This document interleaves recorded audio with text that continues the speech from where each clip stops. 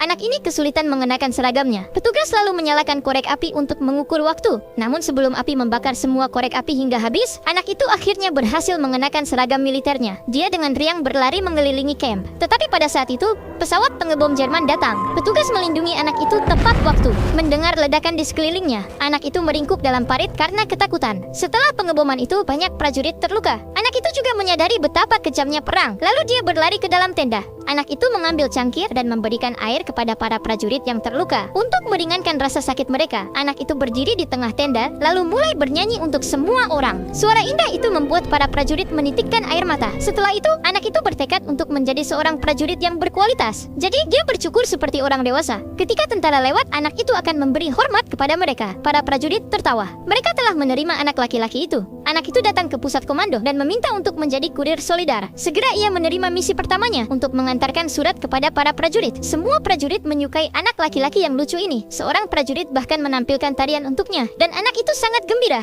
Keesokan harinya, anak itu datang lagi untuk mengantarkan surat-surat itu. Tetapi prajurit yang menari itu telah tewas. Anak itu perlahan melepas topinya, lalu pergi dengan sedih. Suatu hari, anak itu pergi berpatroli seperti seorang pramuka. Dia mengangkat teropongnya dan melihat sebuah kaki tersembunyi di tumpukan jerami. Dia berlari kembali ke camp dan melaporkan berita itu kepada rekan-rekannya. Awalnya sang letnan tidak percaya, namun setelah melihat keseriusan anak itu, sang letnan meletakkan makan siangnya, lalu membawa 2 prajurit untuk mengintai. Guna memancing musuh keluar, para prajurit membakar tumpukan jerami. Tak lama kemudian, pengintai musuh bergegas keluar. Para prajurit langsung menembak. Akhirnya, 2 prajurit musuh berhasil ditundukkan. Anak itu berjalan menembus kabut. Dia membawa sebuah ransel yang di dalamnya terdapat radio. Ini digunakan untuk menyediakan koordinat pengeboman untuk angkatan udara. Anak itu telah melakukan pekerjaan yang hebat, tetapi dia tidak bangga. Untuk membalas dendam terhadap Soviet, musuh melancarkan serangan dahsyat. Anak itu menyeret kotak amunisi di parit untuk mengirimkan peluru bagi rekan-rekannya. Menghadapi banyaknya ledakan, anak itu tidak takut. Sang veteran berterima kasih kepada anak laki-laki itu, dan anak itu juga memberi hormat kepada sang veteran. Ketika dia kembali ke pos komando, anak itu mendengar bahwa jalur komunikasi telah hancur. Melihat petugas yang cemas, dia berlari keluar lagi. Anak laki-laki itu bergerak di sepanjang jalur komunikasi, lalu dia merangkak keluar dari parit. Anak itu merangkak maju ke medan perang. Dia menyambungkan kabel-kabel yang putus. Komunikasi pun akhirnya dipulihkan. Mereka pun berhasil memukul mundur musuh karena hal ini. Sang jenderal mendengar tentang perbuatan anak itu. Jadi ia menghadiahkan anak itu medali kehormatan. Anak laki-laki itu baru berusia 6 tahun, dan ini adalah kisah nyata. Semoga semua anak di dunia tidak pernah harus pergi berperang.